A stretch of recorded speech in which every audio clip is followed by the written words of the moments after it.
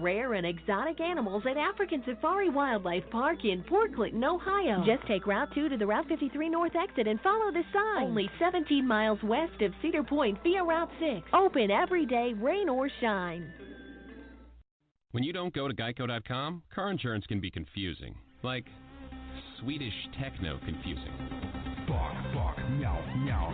Dance with me, purple cow. Bark, bark, meow, meow. Ooh, you lovely cow. Geico makes it easy. With 24/7 access, all you have to do is go to Geico.com and you can save money on car insurance. It just makes sense.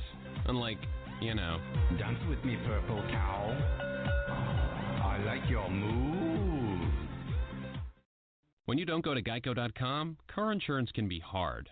Like early 90s heavy metal hard. I'm yelling and screaming and I'm loud. Roar. Geico makes it easy. You can review and update your policy or report a claim on Geico.com or the Geico mobile app. Because shouldn't we all have a little less stress in our lives? I'm not even upset about anything.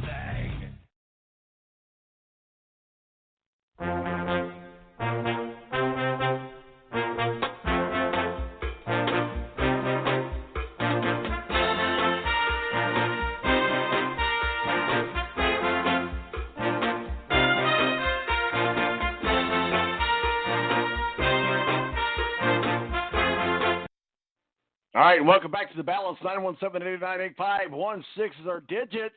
We roll into hour number 2. Thank you so much, Matthew Embury of WSBT in South Bend, breaking down some IndyCar action for us as we get ready for Laguna and a little bit of Notre Dame talk. And Tony Donahue from the Tony D podcast joining us to talk some NASCAR action as they roll into Indianapolis here. And as soon as this show's over, I'm headed down to 16th in Georgetown to check out some NASCAR action. But it's time to get into some college football action. Rick Riggin, our official college football contributor. Rick, let's start things out. You were out at Louisville last week. Give us the breakdown between the Louisville Cardinals and the Notre Dame Fighting Irish. And I'm bringing this up again that I brought up with Matthew. I mean, yes, they won the game, and we'll even use the word dominated the game. But the way they played against Louisville, if that's how they're going to play the rest of the year, you guys might as well sign off your season. Well, I don't know if I would go that far just yet. Obviously, when I was there, and the crowd was great in Louisville. That place was hostile. The energy was really high for that. And but Louisville comes out and runs up and down the field on us, goes up 14-7 in the first quarter, and I'm sitting there stressed out and pissed off, but I can't do anything about it. Just got to keep it bottled in because you don't want to start a fight or nothing like that or get mouthy because I can do that from time to time. But it was stressful. Yeah. But when you take a step back, and I actually watched the game again the day after, or a majority of it on TV, Notre Dame kind of didn't know what to expect from Louisville because their new coach, Scott Satterfield, came from App State. So all they had for film was Scott Satterfield at Appalachian State. So, but with the caliber of athletes at Louisville and running that offense, it's kind of a different animal. And in the first quarter, it looked like Notre Dame, for the most part, stayed in their nickel package instead of just running their defensive scheme, probably trying to fill out Louisville. But after Notre Dame went down 14-7, they went back into their scheme, their normal defensive scheme, and then the Irish went on a 28-3 run. So after that 14 points given up in the first quarter, they only gave up 3 for the rest of the game. And they kind of, Ian Book was not perfect. He didn't dominate kind of maybe how you thought he would. The downfield passing wasn't there. But they did take over that game and win kind of in a dominating fashion. So once you take a step back and look at that game, it's probably a typical first game.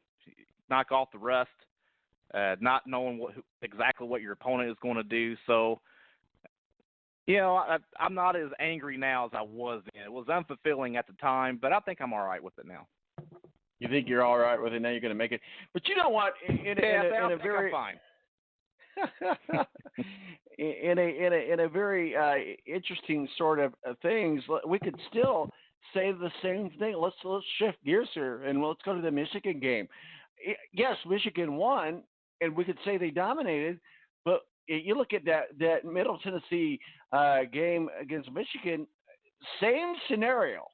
same scenario. So if we're going to attack Notre Dame, let's attack Michigan because God knows I love doing that, and so do you.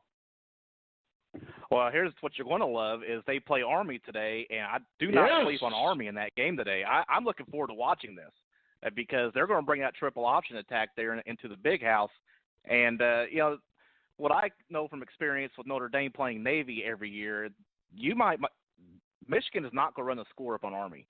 They might win the game. They're not going to run the score up on them, and I wouldn't be surprised they lose some key players to injury because they are not used to defending the option in the way Notre Dame does. And Notre Dame, Navy beats the hell out of Notre Dame every year. I hate the Navy game because of the injuries that happen during that game for the Irish on defense anyway. So we always lose like a key player or two every year. I will not be surprised if something like this happens to Michigan today because they do not see a triple option team every year like Notre Dame does. One of the things that Michigan counts most on is being able to capitalize, if you will, on penalties. And you're not going to get penalties from Army or Navy, for that matter. Any of the service schools, you're not going to get a penalty. Right. Because they're one of the most disciplined teams you'll ever play. And you're right. I wish that I could see that game today, but I've got so much on my plate. Going to be out there at the track. Then I have a fundraiser this evening. And then I have to get ready for the race tomorrow. But I wish I could. But go Army. Go Army. Riggin, our official college football contributor. Rick, we're going to give you the next 2 minutes as we break down the top 25 as we see it today. Well, really, the top 25 for today, it comes down to two games. Obviously, LSU and Texas tonight. Say what you want about Texas being back or not. I mean, I don't know if they really are. I think athletically, at least at the quarterback position, I don't think they're quite there. I think they're going to be pretty good. I don't know if they beat Oklahoma this year like they did last year. Obviously, when they came down to the Big 12 championship game, they lost to Oklahoma. They did beat them in the regular season. With Jalen Hurts at Oklahoma, I don't know if Texas gets it done this year. But I do believe LSU comes into Texas tonight and they get a big win. I don't think it'd be a blowout. I think it would be a close game, obviously, but LSU looks really great on offense. So I'm going with LSU tonight. And then we got Clemson and Texas A&M this afternoon. And Clemson, to me, last week did not look that great. I'm one of the handful of people that actually has the ACC network, and I got to watch a good portion of that. Yeah. They did not look that great to me last week, especially Trevor Lawrence. And I don't know if they just dialed things down to not get him hurt in the first game of the season or something like that. But I think he only passed for like 170 yards. He had a couple of interceptions. He wasn't the Trevor Lawrence like we thought Trevor Lawrence should play like. He should throw for like 300 or 400 yards and a couple touchdowns or something against a weak opponent like they played last week. We're all over Ian Book right now for not destroying Louisville. But look what Trevor Lawrence did. His numbers are a lot worse against a far inferior opponent than what Louisville was from Notre Dame. But I think Texas A&M goes into Death Valley, and this would be a hot take or a freezing cold take, whichever you want to say. I think A&M with Kellen Mond at quarterback ekes out a win and surprises the world here. I think Texas A&M might be back more than what Texas is, and I think Texas A&M could pull off a big upset tonight at Death Valley. Talking with Rick Riggin, our official college football contributor. Thank you for joining us. 917-889-8516 is our digits. If you want to talk some college football, give us a ringy-ding-ding. Cincinnati at number 5, Ohio State. You know, I think Ohio State will certainly be able to handle this. The Buckeyes have won 11 consecutive games against the Bearcats, with the last loss coming back in, 1897 or something like that, back in the Civil War area. But Cincinnati, by the way, is 0-16 all-time against teams ranked in the top 5 in the AP poll. Not a lot to talk about here, but what are your thoughts of Bearcats and the Buckeyes? Well, Ohio State last week was another team that was slow going in the first half, but then they really turned it on the second half. And Justin Fields, the transfer from Georgia, really looks the part there for Ohio State. I mean, once they got going, it's like they didn't skip a beat from the way they've looked the past 2 or 3 seasons. So I do think Ohio State gets the win, but I think they're also pretty pathetic because they're playing Cincinnati, so it's an in-state rivalry game. But they made a hype video for the game. And I thought that was just I saw that on YouTube, yes. Pretty cheesy because you're playing Cincinnati. Give me a break. Let's move on. Big Ten action. You've got Rutgers at number 20, Iowa. Hawkeyes quarterback Nate Stanley has 55 career touchdown passes since the start of the 2017 season. That ranks tied for the 7th best in the FBS and the most among Big Ten quarterbacks in that span. I mean, we got to look at Iowa to easily handle Rutgers today. Yeah, I agree with you there. And Rutgers is just all over social media because this is the 150th year for college football, and Rutgers is claiming to be the birthplace of college football, even though they were kind of in that first game, what's known to be the first college football game against Lehigh.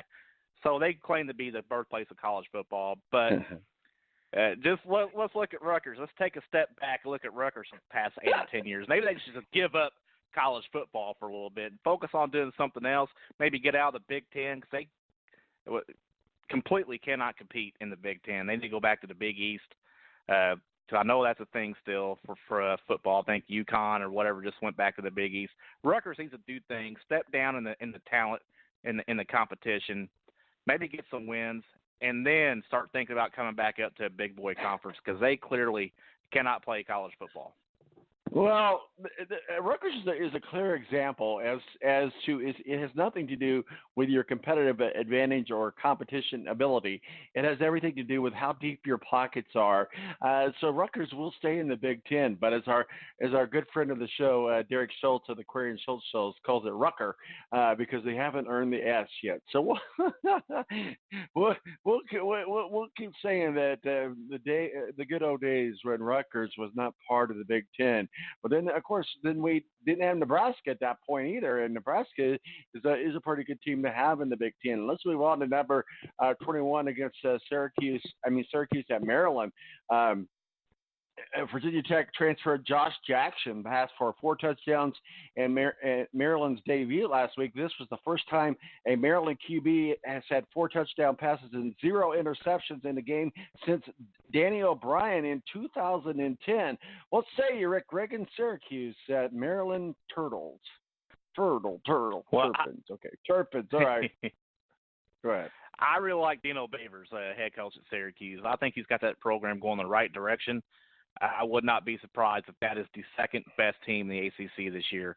Obviously, they're nowhere near the level Clemson is, but they could be right there at the end.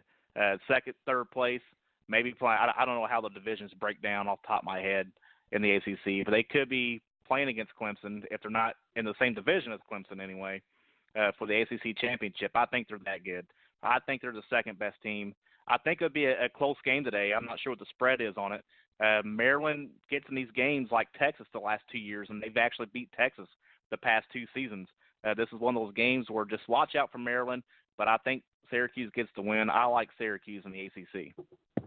Well, it's legal to bet now in the state of Indiana and across the United States at sportsbook betting, and we'll get a little bit into that with Mo for the BS Sports Show. But Mo always says if you're in that 2 to 5 range, stay away from that. And so the spread is 2, obviously in the favor of Syracuse. So there you go. Northern Illinois at Utah. Not a lot to talk about here. The Utes running back Zach Moss picked up 187 rushing yards in the season opener and recorded 8 rushing yards and 10-plus yards, which is tied for the most FBS for week 1. Oklahoma quarterback Jalen Hurts and Cal running back Christopher Brown were the others to hit that mark. Not a lot to talk about, but Northern Illinois against the Utes.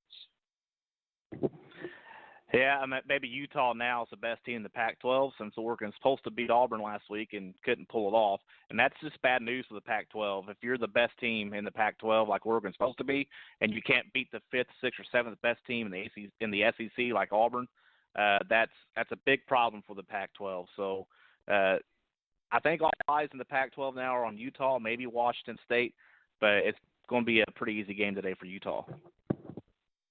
Keep on moving down the road there. You know, we talked a little bit about Texas A&M and Clemson earlier, but Texas A&M's Kellen Mond threw for 430 yards, 3 touchdowns in last season's 28-26 loss to the Tigers. His 96.4 QBR that night is the highest the Tigers have allowed in a game since. So you look at Texas A&M against Clemson Tigers.